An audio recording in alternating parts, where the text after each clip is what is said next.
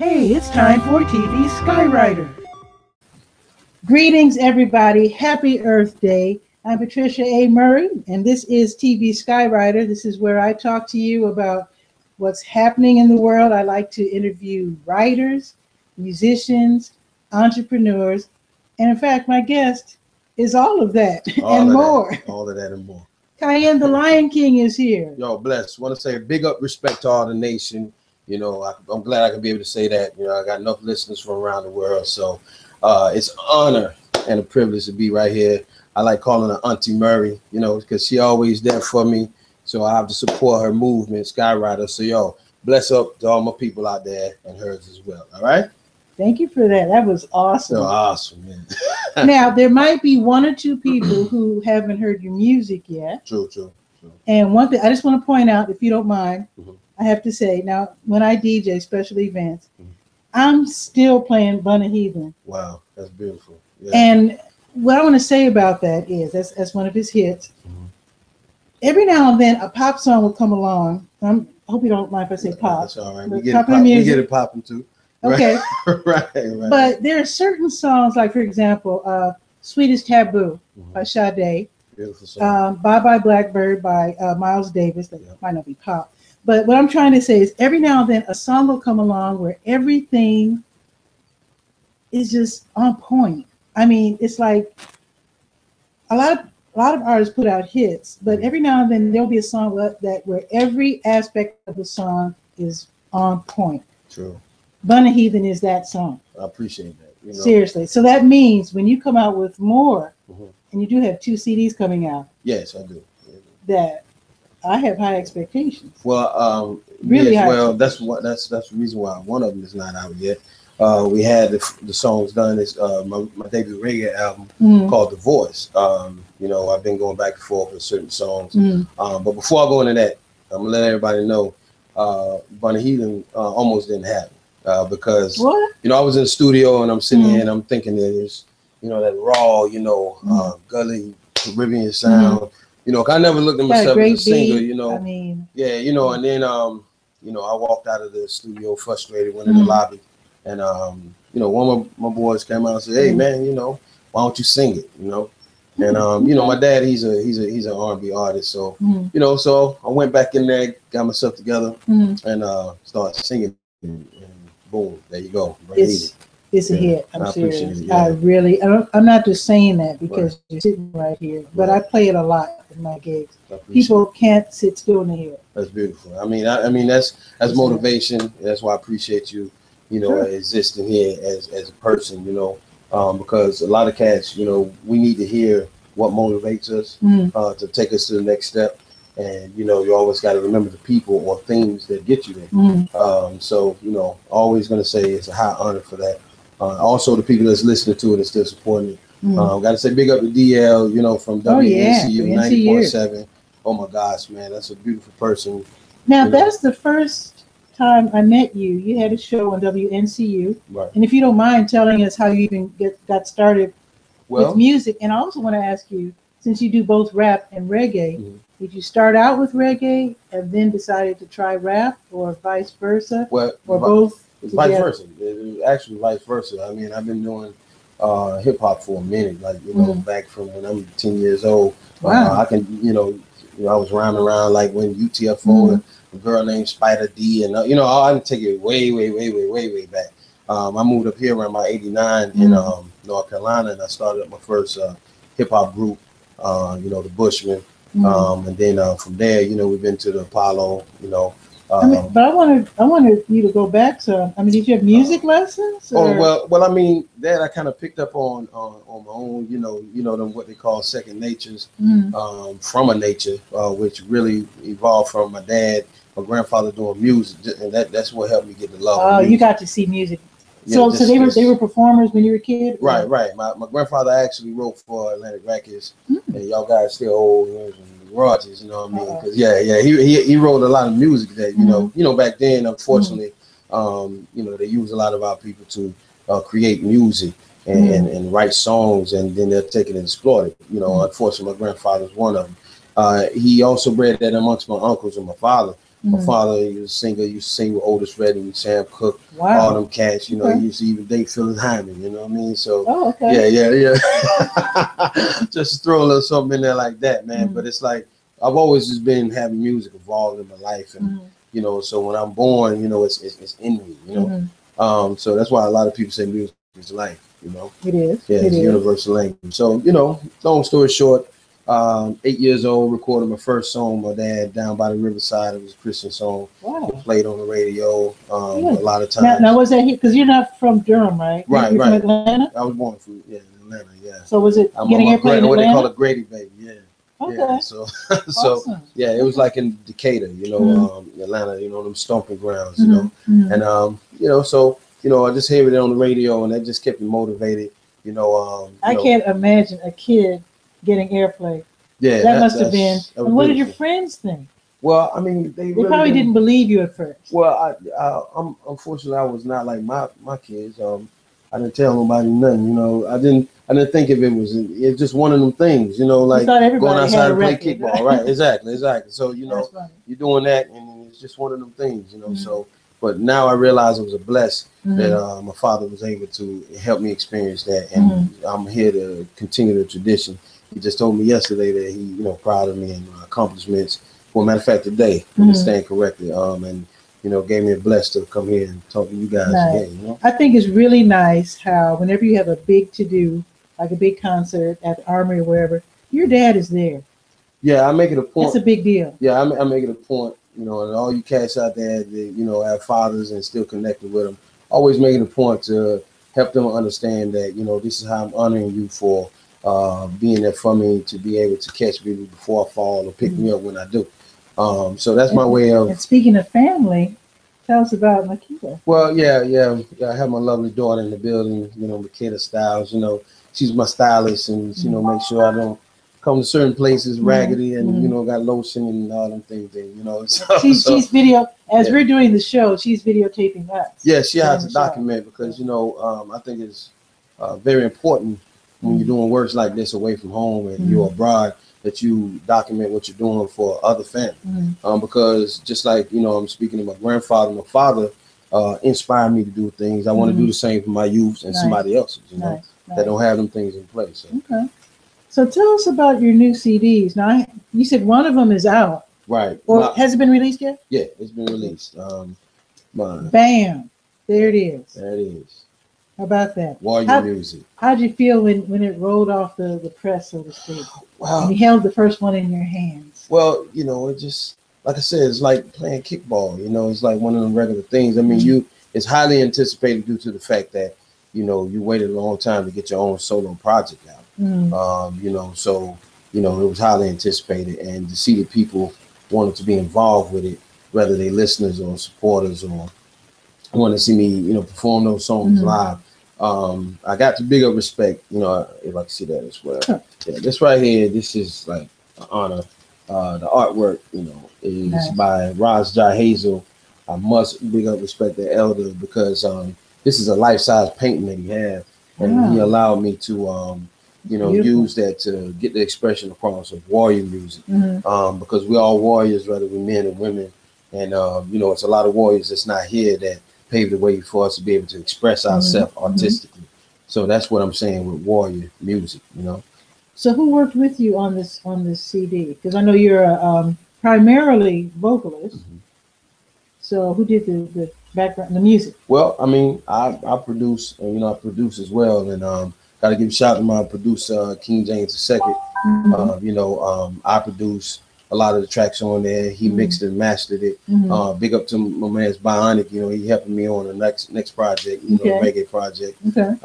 You know, and I have to big up because they got on me this weekend. You know, Friday I had an interview with on 104.5. And they got on me about not mentioning my, you know, my youths. Because they're on several tracks. Matter of fact, beautiful daughter Meekeda, she's on a track called Going On. She's singing the hook with me. So, yeah, so she's you blushing. know, right. You know, so it's a movement, and you know, and like I said, I have to implement family. You know, what we're doing because that got a lot to do with our tradition. you know, as blacks, and I'm pretty sure in other cultures, but you know, that's why you have Marcus Garvey on the front, Haile Selassie, Queen Menin, you know, a lot of cats, Malcolm X, you know, and that's the whole purpose of that. So I had to represent that in the music that I put on. Yeah. Very nice.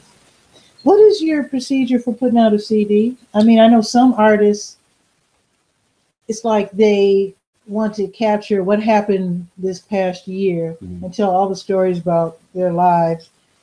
Or for you, is it just doing that, documenting your life, or is it more like I just want to make songs about whatever comes to mind?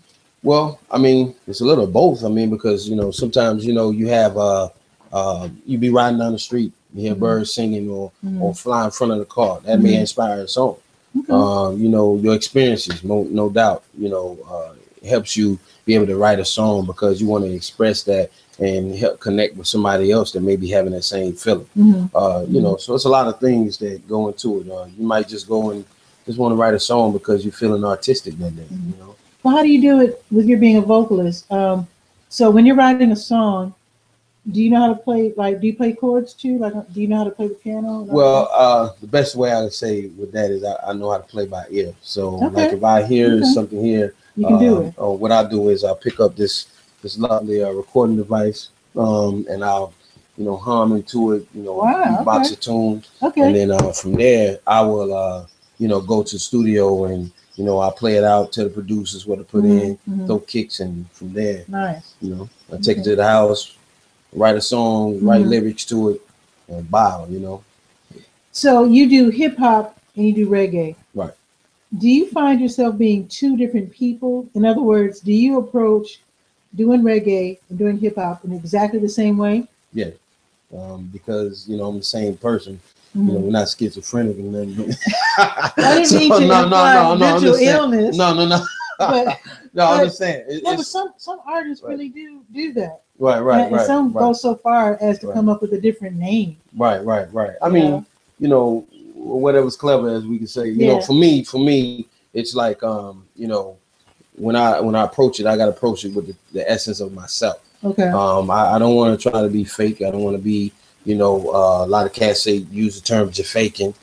Since I was born there, but you know, I'm Rasta, so you know, God bless on that. So you know what I mean. So I don't want to go into it like that. I go with what, you know, the Most High, you know, put inside me, so I can express.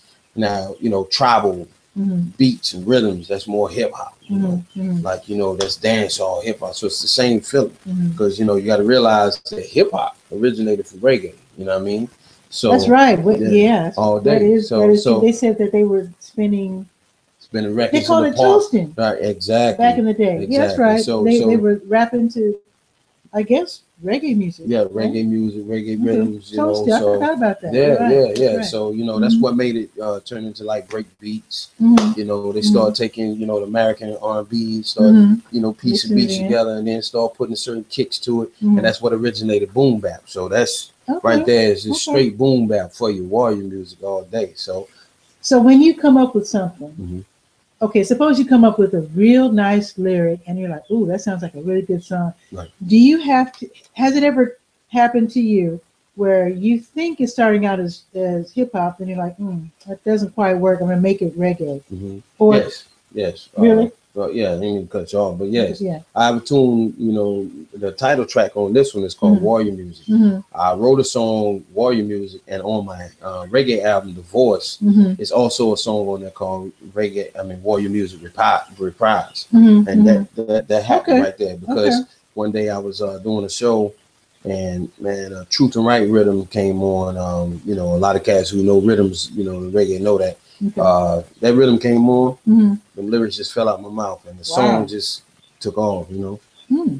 So a lot of people started liking it, so I just kept it and said, yo, I'm gonna record it and put it on Divorce, you know.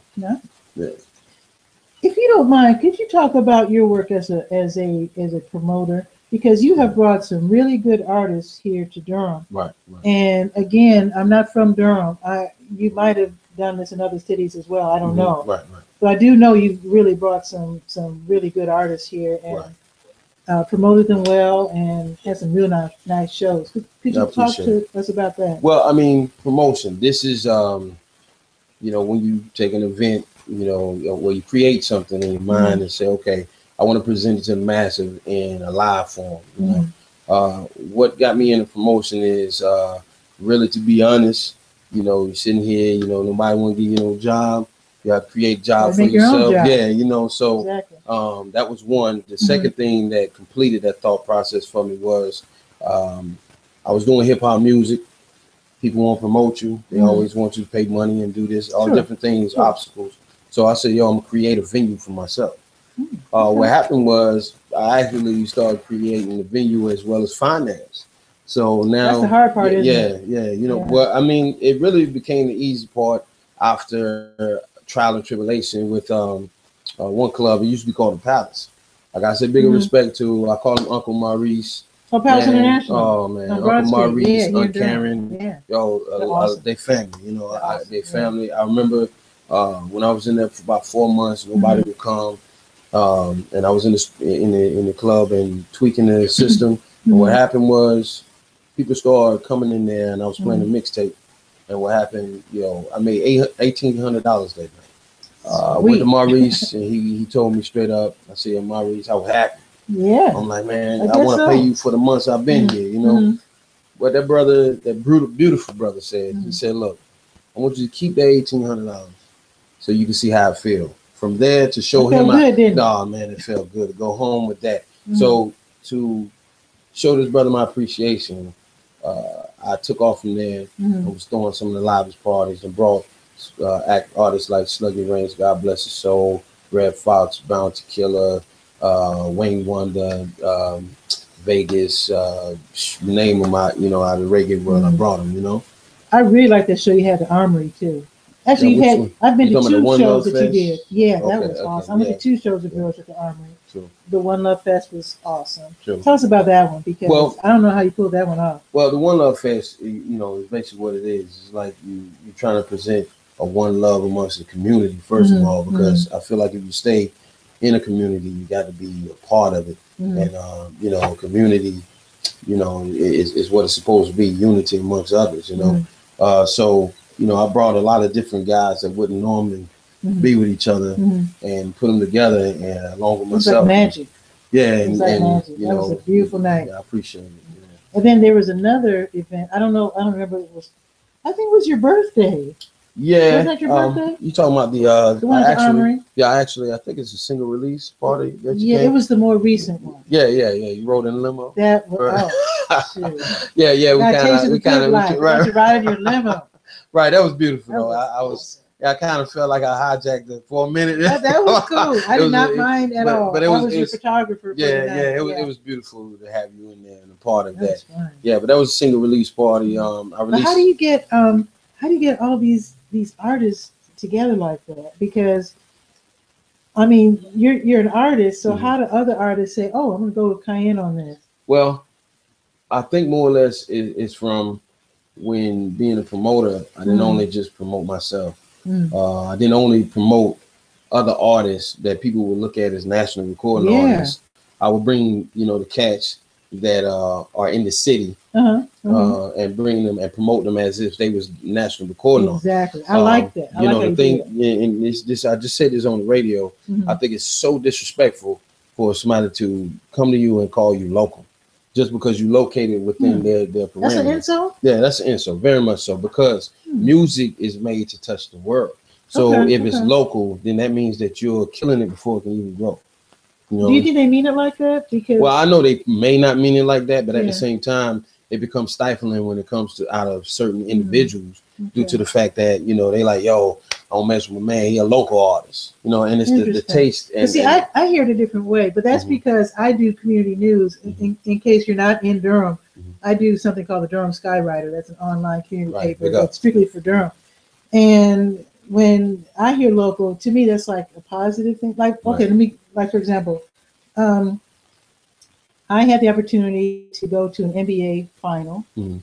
And I elected to go to the local event. I'm not saying Chicago. I'm from Chicago, by the way. I'm not saying that was not a local event. It was. But NBA is kind of like a national thing. True. You know what I mean? True. And so I know Michael Jordan. They were like, "Oh, go see Michael Jordan." But I could have gone But I instead wanted to go to something local because I'm about community stuff. So I went. I elected to go to the Little League Championship in Chicago. It wasn't champion. It was a tournament or something. Anyway, it was these kids in Madden Park, which is one of the so-called projects in Chicago. I knew they needed some backup.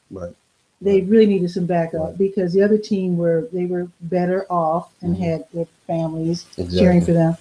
I would rather go to that. And so to me, local to me is better than national. I think it maybe depends on your it depends on it depends on the individual. I mean, but at the same time, you know, that's why the terminology came up independent artist, because it's an artist that's on their own, you know, and even before that, I know what you dealing with blues, and because you deal with a lot of music that you know, world music, and they use the terminology grassroots.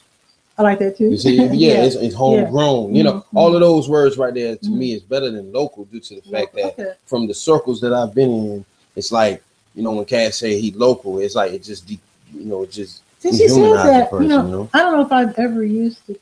I probably have used the phrase local. I probably have. I'm gonna think about it twice. But see, you're thinking about community, you know, and it's like, you know, you're talking about the cats that's located or local within your community. Because those are the ones that I well, it's not that I don't want anybody national on my show. Of course I do. I got you. Yeah. But I will almost always go for the local first. Right.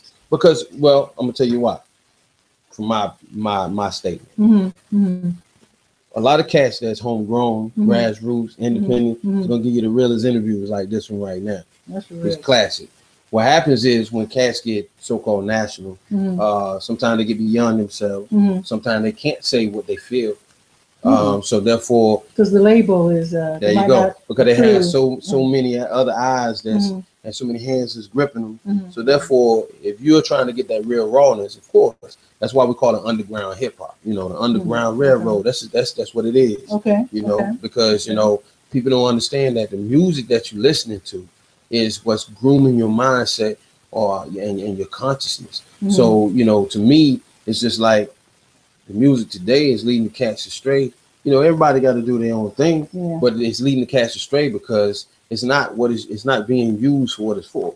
You know, that's just like when you had a slave master sitting on the porch drinking his lemonade, looking at you being entertained. He's thinking he being entertained. But we're singing songs of revolution. We're singing songs of freedom, saying like, yo, bro, you need to meet us over at the oak tree at 5 o'clock. You know what I mean? If you be there, Harriet gonna get us free. So he's not listening to the lyrics. He's getting entertained. By, nothing about no drinking or nothing like that. You see what I'm saying? All the drinking so exactly. So that's where underground hip hop comes from. And you know, I'm trying to hit that reset button with warrior music. That's why. Don't you wish that your type of hip hop could replace? I'm not going to mention any radio stations, but your average hip hop station. Don't you kind of wish? And the reason I'm asking that is because I was having a little online conversation via LinkedIn with a Korean university student who asked, what do you think of this new song? It was a Korean hip hop song. And I said, it's very disappointing because it's vulgar. And I said, I try to sometimes, by the way, I do special events as a DJ. So this is what I'm talking about. Very often, because I don't like vulgarity, I don't like our kids being sexualized and all that sort of thing. I play a lot of old school hip hop, clean hip hop. Very often I'm turning to Brazil, Korea, South Africa, Kenya for their hip hop, which is infinitely cleaner.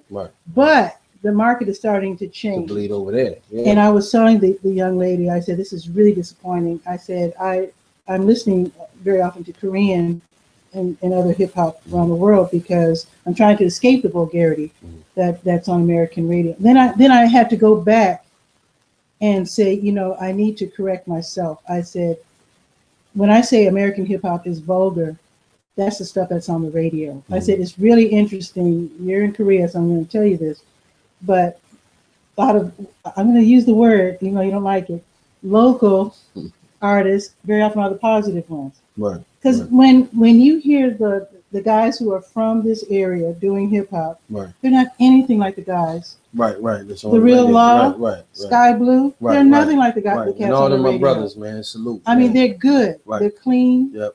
They're hip. Yep. They're Yep. positive. Right. That's not what's on the radio. Right, right. Well, I mean, you and know, I wish that that's what was on the radio. right. Well, I mean, you know, they said the revolution won't be televised, so therefore, you know, it's a movement that's under the rest of it, and you know, it's gonna rise above it sooner or later. Really you know, it's just it's all about, you know, being consistent. You know, that consistent sound.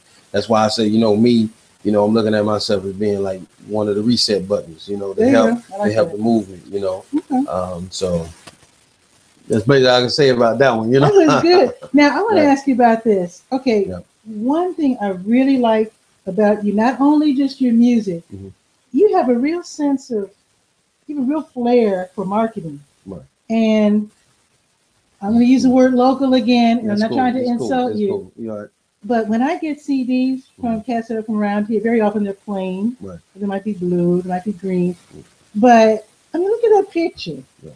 And look at his logo. Yeah, I mean, that's true marketing. That's really beautiful. I want to ask you about that. Well, I mean, honestly, you know, I had a graphic designer. You know, sometimes, you know, you can't get in touch with people when you need them. You know, because of their own livelihood or whatever the case may be. But you know, I give thanks. God bless me with the talents to learn Photoshop. So I learned how to use it, and you know, I spent the whole year with it, and then from there. So you're talking the technical stuff. I'm talking about the sense, the artistic sense of presenting yourself. Right. Well, I mean, that's something natural. That's something natural that's in you. Right? I can't, you know, that's the part where, you know, it's like when you have the pretty girl all in the classroom, and you know, she has the pretty face, the earrings, and all this, and you the humble girl sitting over there, you know, and you good, but she's jealous of you.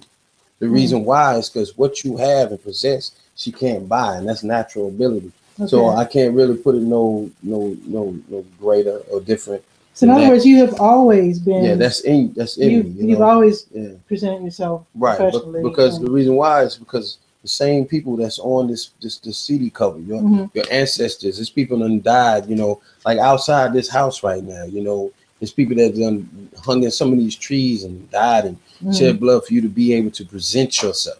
So, you know, I feel like it's homage to them to present yourself at the highest quality and, you know, nothing less, you know. So love that. Yeah. Totally love that. Yeah. Oh, also wanted to, if you don't mind. Kablam. Look at that.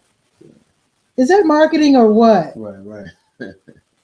Beautiful. Yeah. So you're gonna sell these at your concerts or what? Oh yeah, I want to hear about your selling concerts. them. I'm about to do that and show the lovely people out there.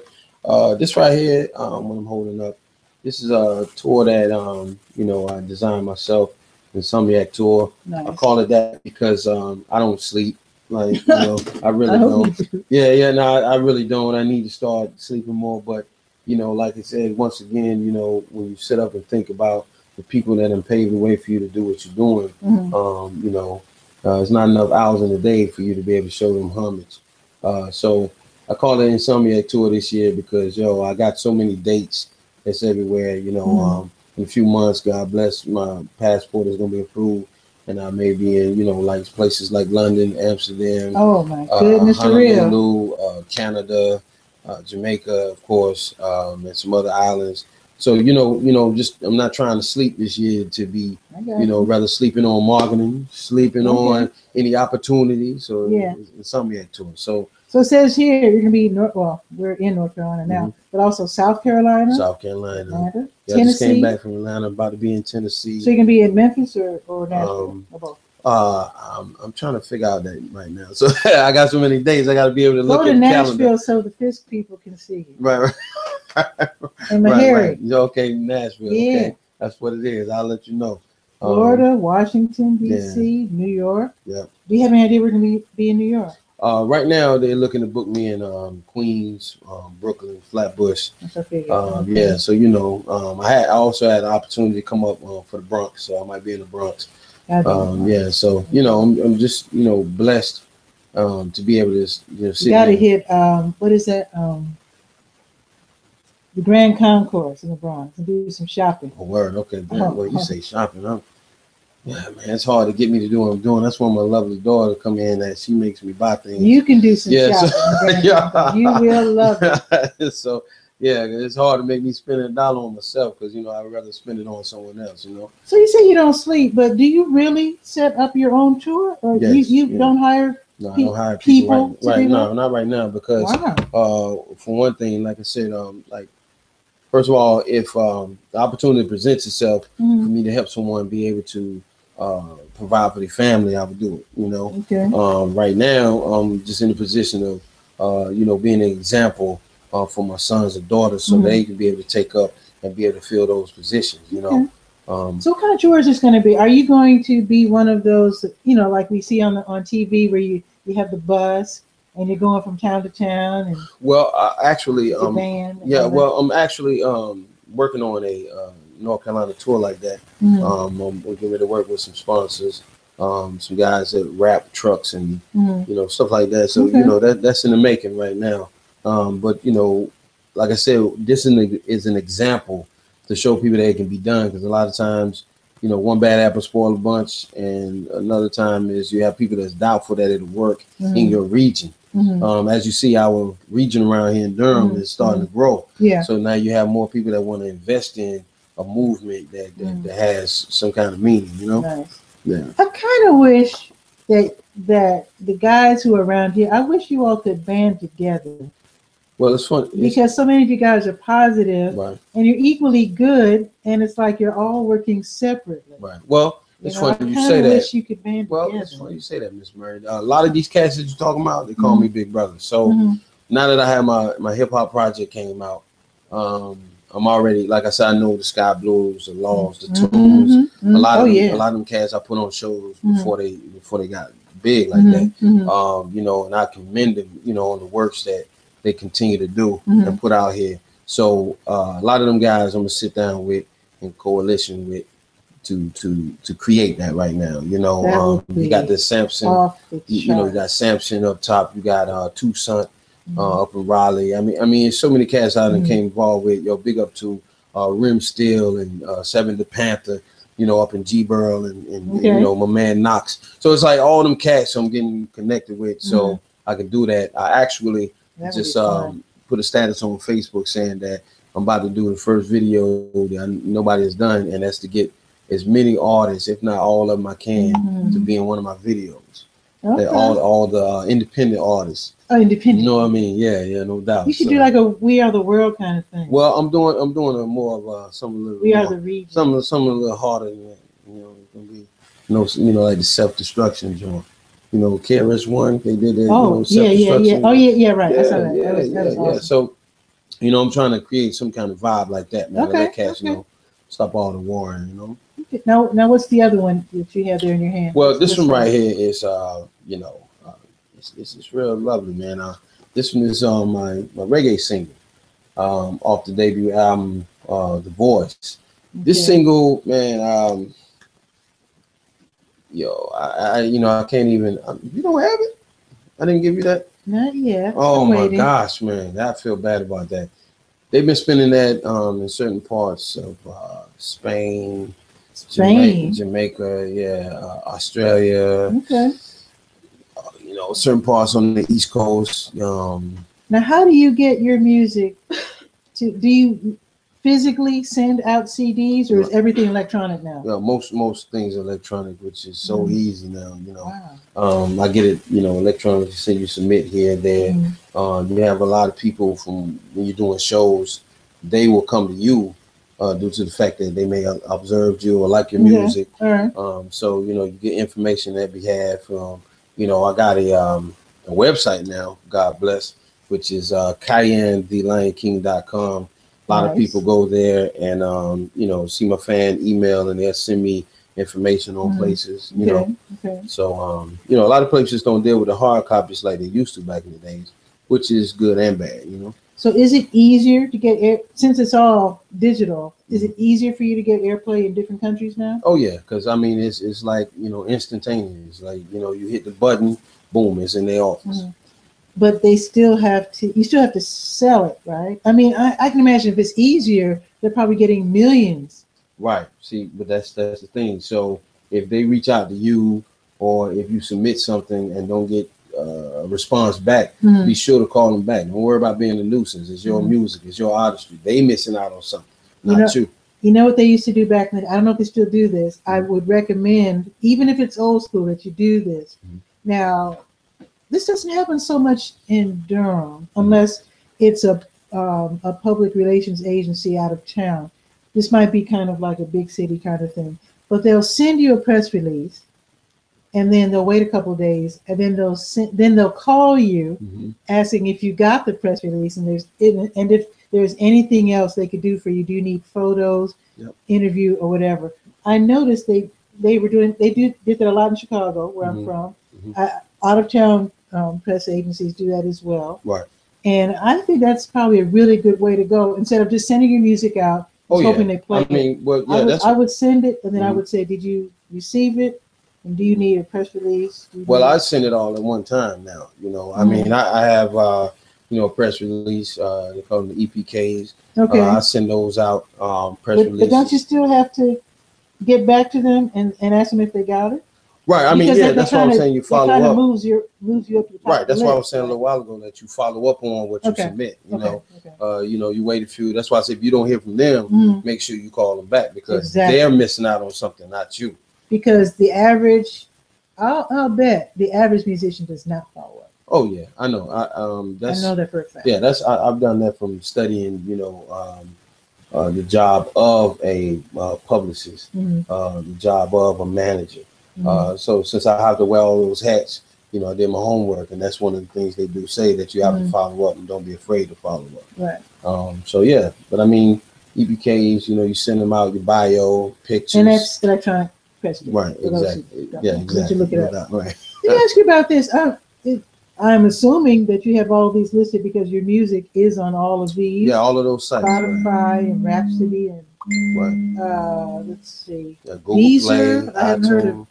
Yeah, a lot of these I haven't heard of. These are different services. Different services. Yep. So how do you get your music? Oh, I've heard of iHeartRadio. I have that on my TV. Actually. Right. So this is an awful lot of work. You have to contact all these people separately. Well, what happens is, for those that are told, because a lot of cats come to me, and people tell them a lot of different things that complicates the game. The game is so easy now to get into, as far as for you being an artist and getting, they have something like cdbaby.com that provides connecting with all those services. Also, TuneCore. It's all about what service you want, what package.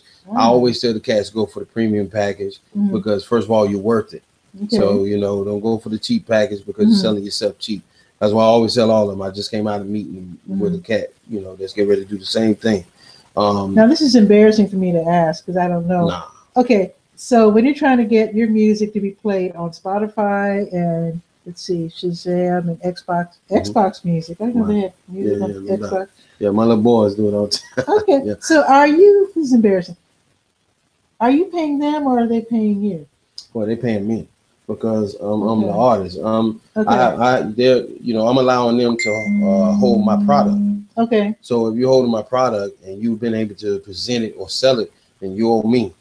Oh. Okay. See, a lot of times, what I tell cats to stop doing in life, in music, stop looking at the glass half empty, look at it half full. Yeah. And when you take that approach for your artistry, I don't care what you're doing, designing chairs, making instruments, playing instruments, writing music, speaking on the phone as a, telemarketer, whatever it is, look at the glass half full, and you always have the best result.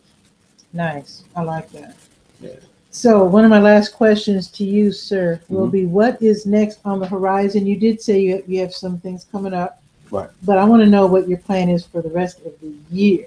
Well, for the rest of the year, ladies and gents, Cayenne the Lion King will be continuing the tour. Our tour is supposed to end around about July. Okay. I got some big festivals, such as Ralock in September. Big up the Aziz and all the family over there.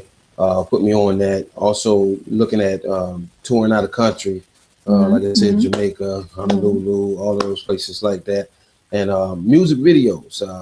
I'm trying to that would be fun. Yeah, get myself together to do that. You know, been working out a little better. You know what I mean? You know, so got to get my zag on. You know. When it comes to, because you do both reggae and hip hop, do artists in your fields, do they, you know, like with jazz musicians, you try to get your music in movies and things like that? Of course. The title track that's for Warrior Music, I recorded it, you know, to be consistent with that. You know, because when I heard it, when I first created it, I heard it being a soundtrack for something. So that's what we're working on, submitting it on, you know, I don't care if it's a B movie, you know, get in there. How do you do that? Do you have to go to movie producers? Yeah, you go to producers or independent film directors. You know, they, you know, because a lot of these cats that do the B movies, they end up on Netflix, and you collect royalties from all of that. So, you know, we're working on. There's so many channels now. It's ridiculous. And that's what I'm saying. And my last question to you is, I never bothered to ask you how you recorded your CDs. Do you have a home studio, or do you have a partner that has a studio? Yeah, well, we have a studio. You know, my brother have a home studio. He used to work for Diddy's house. But as far as that's why I do some, you know, my recording. Like I said, once again, I use another brother named behind it. Go to his house and record. But as far as like those right there, like temporary produced CDs. You know, I deal with Playground. You know, big up my brother Shaka. You know. Those guys are great. You know, I can do the stuff at home, but like I just told you a little while ago, that if I see a brother or sister that's trying to help themselves, you know, I don't have no problem with, you know, trying to help keep their dream or their business alive. So I outsource it to them. So what about mastering? Mastering, I let my man King James do that. Yeah, he's you know, the king of that right now. A lot of cats that's learning how to engineer and master. See, a lot of guys don't know. You know what? I want you to explain what mastering is, because, you know, I have been given CDs by different artists, because I do feature CDs in the Durham Skywriter. And also, of course, I like to get CDs because I like to do this, you know, interview people.